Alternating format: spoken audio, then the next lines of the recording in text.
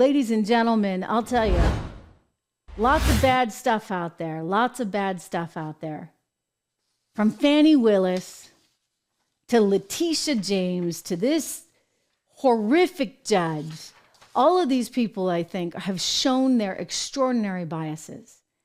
But, you also got to question why exactly the Republican Party can't get it together.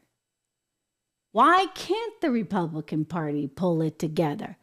Why do you have Nikki Haley out there bashing Donald Trump at a time when, let's face it, Nikki Haley's not going to be the nominee? All right, I don't know how that one would ever happen at this particular point in time. She got trounced in her home state of South Carolina.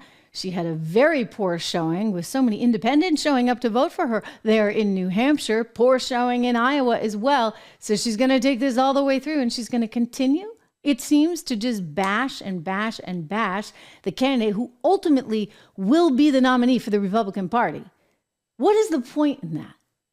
I mean, why can't we actually have a team that's looking out for the team? Nikki Haley losing a major funder over the weekend after the poor performance there in South Carolina. You had Americans for Prosperity say, you know what? It's time for us to cut bait here. This is a great organization, by the way, and they want good policies, especially when it comes to things like energy, so that you're not paying all this crazy inflation. And they had been donating to her campaign, and they just said, you know what? Enough is enough, because we actually need to rethink this. So while they say they still like her, let me read their statement to you. They said, we still like her, but here's just the cold, harsh reality of where we are, ladies and gentlemen.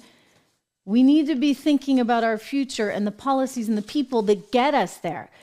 They say, given the challenges in the primary states ahead, we don't believe any outside group can make a material difference to widen her path to victory. And so while we'll continue to endorse her, we're going to focus our resources on the places that we can make a difference. And that would be the U.S. Senate and the House.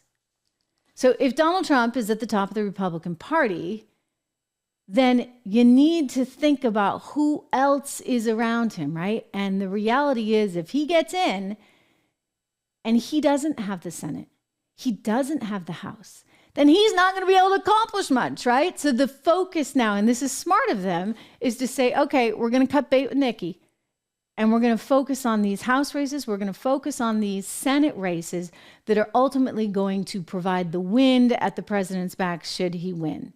And so I think that Nikki Haley just got a huge awakening. I don't know how she's got any more money, frankly. I mean, they were a big donor. She's got some other big donors there, but at some point the big donors have to be logical, as these guys are, and say, well, we actually want to get policies through that will work. And the problem that you could be set up for, I can see it now, is if Donald Trump wins the presidency, and judging by all of the latest polls right now, it sure looks like he will. If Donald Trump wins, if you don't have the Senate, if you don't have the House, if he's got odds stacked against him there, then we just get mired down in all this, what.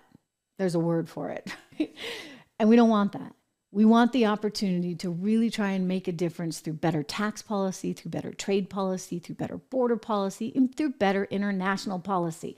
So it's critical that not just Donald Trump win, but that you actually are able to take so many of those Senate seats and that you're able to take House seats as well. So lots of momentum building right now. Part of, I suspect, taking those House and those Senate seats means big changes at the top, including, of course, at the Republican Party.